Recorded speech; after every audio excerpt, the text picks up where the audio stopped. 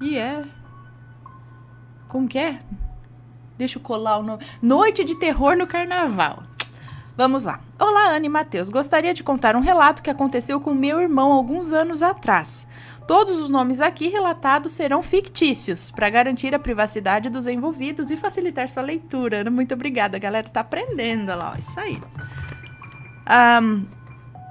Ainda adolescente, meu irmão Adriano foi morar com alguns tios em nossa cidade natal, no interior do estado. Lá, ele fazia parte de um círculo de amigos bem unido, com quem ia sempre para festas e viagens, incluindo vários carnavais. Em uma dessas viagens para o carnaval, aconteceu o que vou relatar aqui. Não lembro ao certo o ano e não posso perguntar a ele, pois, depois de nos contar esse relato ao chegar da viagem, nunca mais quis falar sobre isso. Adriano sempre gostou de beber, sozinho ou não.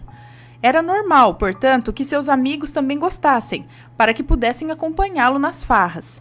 Na época desse relato, todos eles tinham entre 17 e 20 anos, e o grupo incluía tanto homens quanto mulheres, todos bem jovens. Nesse dito carnaval, a turma de Adriano alugou uma casa em uma cidade praiana próxima, conhecida por seus festejos mominos. O que é momino? Agora eu que fiquei boiando. Por seus festejos... É do Rei Momo? Bom, conhecida por seus festejos mominos. A casa era modesta, antiga e um pouco descuidada, mas tinha 3 quartos, o suficiente para os amigos se espremerem lá dentro durante o feriado. E o mais importante, estava dentro do orçamento do grupo. Organizaram-se, então, com comida e bebida e partiram para brincar o carnaval logo na quarta-feira à noite. O plano era passar os dias na praia e as noites na praça, curtindo os shows de bandas de axé que a prefeitura da cidade patrocinava nesse período, sempre regados a muita bebida, é claro.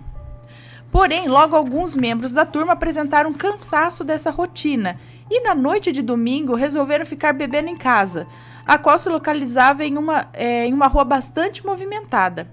Colocaram o aparelho de som, a mesa e algumas cadeiras na calçada e ficaram aproveitando a animação da rua sem se afastar da casa. Em certa hora, algumas meninas estavam dentro de casa fazendo tiragostos.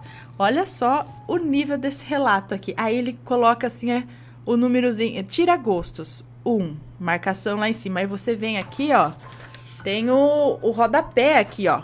1. Petisco, tira-gosto são petiscos para acompanhar bebidas alcoólicas, tá? Isso que é um relato bem escrito, bem pontuado, bem explicado. Não, parece que eu tô lendo um artigo científico. Bom, então elas estavam na cozinha lá fazendo uns tira-gostos. Enquanto uma parte dos meninos se alternava entre a calçada e a cozinha, para interagir com suas namoradas e ou amigas dentro da casa. Aline, namorada de Júnior, grande amigo do meu irmão, resolveu tomar banho e entrou no único banheiro da casa, trancando a porta por dentro. Passou-se algum tempo e as meninas na cozinha já nem se lembravam que a amiga fora tomar banho, quando Júnior entrou perguntando pela namorada. Ao ser informado que ela não tinha voltado para a cozinha, ele falou admirado: "Ela ainda está no banho?" E se dirigiu ao banheiro, batendo na porta e chamando por ela, sem obter resposta. Intrigado, vasculhou os quartos da casa à procura da namorada, quando uma das amigas de Aline comentou que a luz do banheiro ainda estava acesa e que, portanto, ela ainda deveria estar lá dentro. Outra amiga comentou que não tinha ouvido barulho de chuveiro. Já preocupado, Júnior voltou a bater a porta do banheiro, chamando em voz alta por Aline, o que acabou atraindo a atenção de alguns dos amigos que estavam na calçada. Um ou outro brincou, perguntando se o casal havia brigado e por isso Aline não respondia, mas vendo a expressão séria do amigo, logo começaram a ficar preocupados também. Cogitavam que ela poderia ter passado mal trancada lá dentro e não conseguiria chamar ninguém.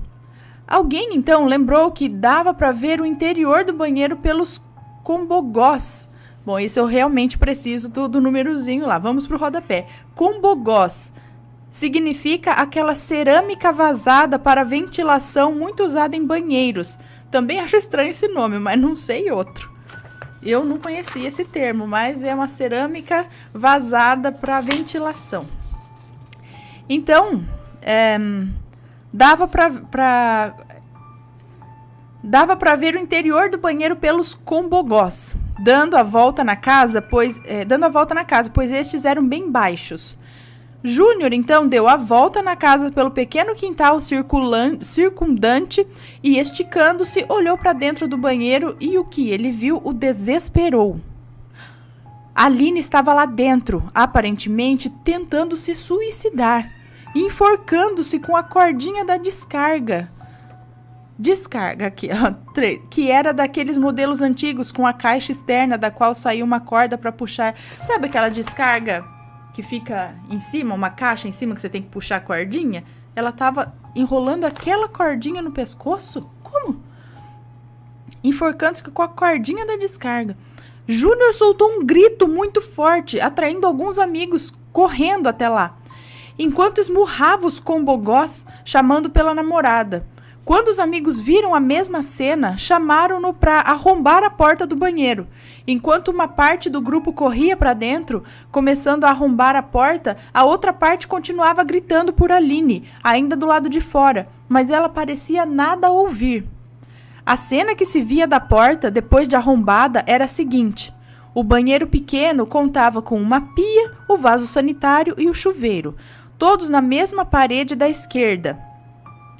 Aline, parecendo inconsciente, se encontrava entre o vaso e o chuveiro, com a cordinha da descarga enrolada no pescoço.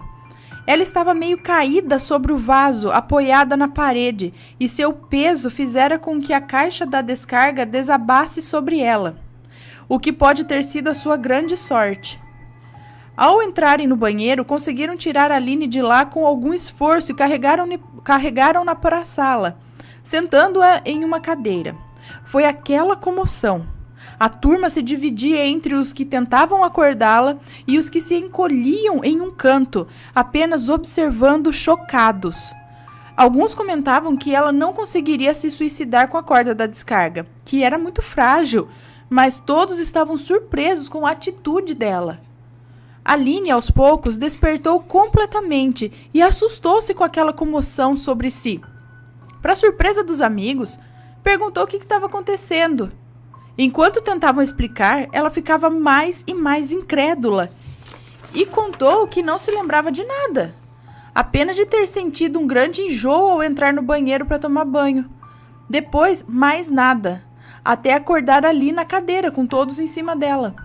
Depois disso, todos estavam bastante impressionados, mas tentaram voltar à diversão, fazendo algumas piadas e pegando mais bebidas, na tentativa de quebrar o clima tenso e assustador que estava na casa. Porém, continuavam na sala, juntos, esperando para ver se Aline realmente estava bem. Alguns perguntavam se ela não deveria ser levada ao hospital, mas ela não quis, dizendo que não sentia nada. Por não ter memória do ocorrido, Aline estava mais tranquila do que os amigos, o que os ajudou a relaxar um pouco. Passado algum tempo, todos estavam mais calmos e já tentavam esquecer o fato. Aline continuava querendo tomar banho, pois não o tinha feito da primeira vez e ainda estava com o biquíni com o qual passar o dia na praia. Voltou a entrar no banheiro com duas amigas e deixando a porta entreaberta. Dessa vez, nada aconteceu e ela tomou seu banho em paz. Ao sair, porém, outra confusão se desenrolava. Um dos casais de namorados, Paulo e Nayara, estavam brigando ferozmente, xingando-se e empurrando-se, dizendo ofensas terríveis um para o outro. Os amigos, mais uma vez envolvidos em um clima tenso, tentavam acalmá-los e afastá-los, quando a garota correu para a cozinha e voltou com uma faca, querendo atacar o namorado dela. Querendo atacar o namorado com a faca, com ela.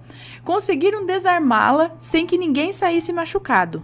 Tiraram Paulo da sala e as amigas partiram para consolar a Nayana, que agora chorava copiosamente, desconsolada.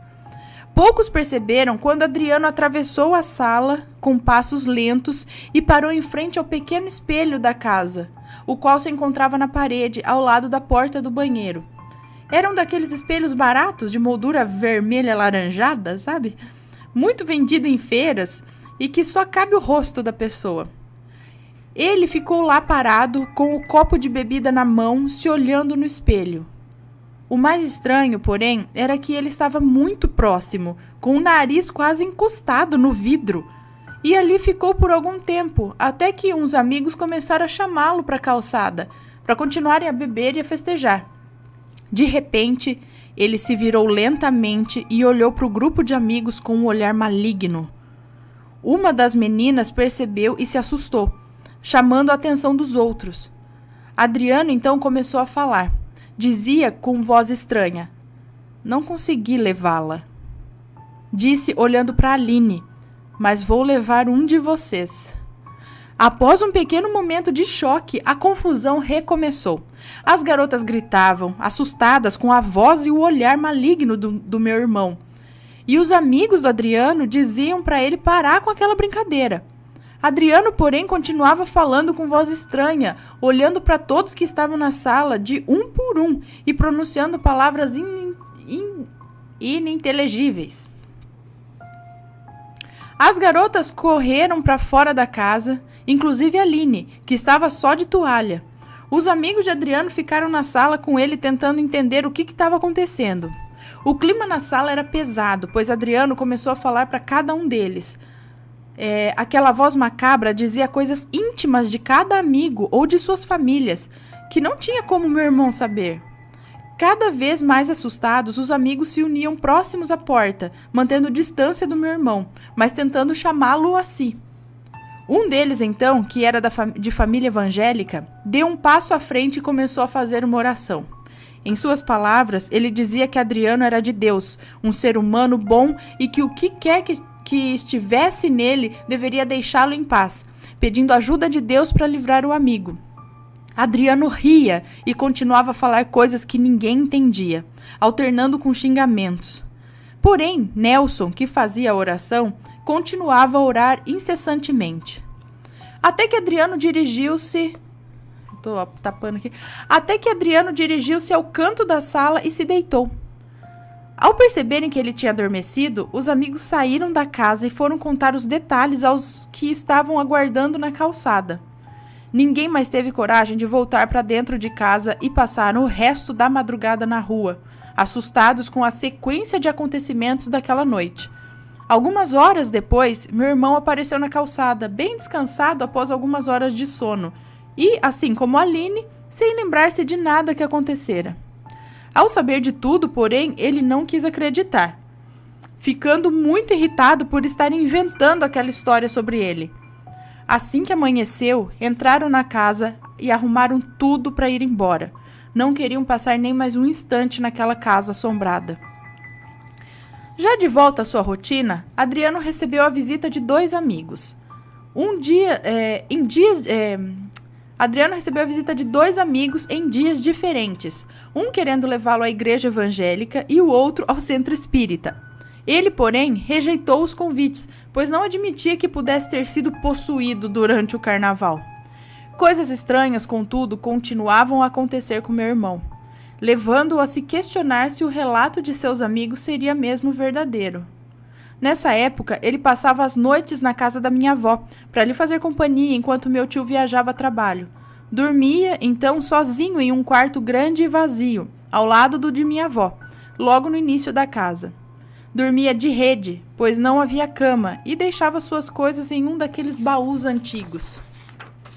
Certa noite, ao chegar do trabalho mais tarde do que o normal, minha avó já dormia e a casa grande estava às escuras. Ele tinha comprado um bolo, uma de suas comidas favoritas até hoje, que estava embalado em papel de padaria e dentro de uma sacola plástica. Sem coragem de andar pela casa sozinho, deixou a sacola com o bolo sobre o baú antigo do quarto, para levar à cozinha no dia seguinte, e se preparou para dormir. Foi uma das noites mais assustadoras de sua vida. Logo que adormeceu, começou a ouvir barulhos de plástico, como se estivessem abrindo a sacola do bolo. Pensando que poderia ser ratos ou algum outro bicho, visto que a casa de minha avó não era forrada, levantou-se e acendeu a luz. Porém, a sacola do bolo estava intacta, com o mesmo nó que ele tinha feito ao colocá-la lá. Achou estranho, mas não pensou muito nisso. Apagou a luz e voltou a deitar-se. Quase adormecendo novamente, voltou a ouvir o mesmo barulho, que havia cessado quando ele levantara a primeira vez. Levantou-se mais uma vez e acendeu a luz. Nada. Começando a ficar intrigado, voltou à sua rede após apagar a luz outra vez. Já quase adormecendo, o barulho recomeçou. Tentando ignorar, ele continuou deitado. Foi quando percebeu que o barulho havia mudado. Parecia que já tinham desfeito o nó da sacola plástica e estavam abrindo o pacote de papel. Assustado, ele baixou a aba da rede e olhou para o baú. Como a casa não era forrada, o quarto não ficava totalmente às escuras e era possível ver bem as formas dos objetos.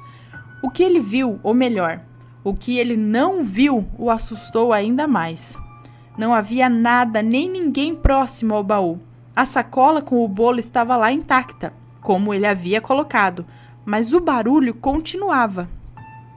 Adriano imediatamente cobriu-se com o lençol e começou a rezar. Lembrou de tudo o que havia acontecido no carnaval, o que o deixou ainda com mais medo. Sob o lençol, ele continuava ouvindo o barulho de sacola plástica e de papel de padaria sendo manuseados. Parecia que alguém abria para pegar um pedaço de bolo, dava uma pausa enquanto comia e voltava a mexer no pacote para tirar outro pedaço. Subitamente o barulho começou a se aproximar, como se o pacote com o bolo passasse ao lado de sua rede. Cerrando os olhos com força, ele continuava a rezar. Foi quando ele sentiu. Alguém passava sob sua rede, roçando em suas costas. 1, 2, 3 vezes. Então um empurrão. A rede balançou com força e Adriano gritou. Para seu alívio, minha avó acordou e veio ao quarto dele, acendendo a luz para ver o que estava acontecendo. Ele contou a ela o que tinha acabado de passar, mas ela só riu de seus medos. Porém, como toda boa avó, chamou-o para dormir no quarto com ela, pois percebeu o quanto ele estava assustado. Mais que depressa, Adriano levou sua rede para o quarto ao lado e dormiu na companhia da minha avó o resto da semana, até nosso tio voltar de viagem, sem mais nenhum susto. No final de semana, resolveu procurar os amigos para finalmente terem uma conversa séria sobre tudo o que acontecera no carnaval. Foi quando ele ouviu todo o relato do que havia ocorrido com ele, que realmente não se lembrava de nada. Soube que o casal da briga, o Paulo e a Nayana, depois nem sabiam o que causara a discussão e estavam assustados com a violência de suas palavras e de seus atos. Ouviu também algo que não tinha sido dito a ele antes. O ser que estava falando por ele naquela noite de terror havia dito mais de uma vez: só não vou levar este aqui porque ele é protegido. Essa frase havia sido repetida várias vezes e ele completou: tem gente rezando por ele. No final da semana seguinte, meu irmão veio à Fortaleza e contou-nos tudo. Foi quando minha mãe falou que, como ele era o único filho que morava longe dela e que gostava de beber, ela sempre colocava o nome dele nas missas e havia pedido a 2 tias minhas que o mantivessem em suas orações. Talvez essa tenha sido a proteção que o salvou, o amor e as orações de minha mãe e de minhas tias. Meu irmão não fala mais sobre isso, mas, apesar de não ter deixado totalmente de beber, faz parte de um grupo de oração e sempre pede que todos rezem por ele. Bem, Ana, esse é o final do relato. Desculpe se ficou muito grande, mas eu queria contar tudo. Eu sou muito fã do canal, mas confesso que tornei-me seguidora atraída pelo seu quadro de relatos. Um grande beijo para você e toda a sua família. Obrigada.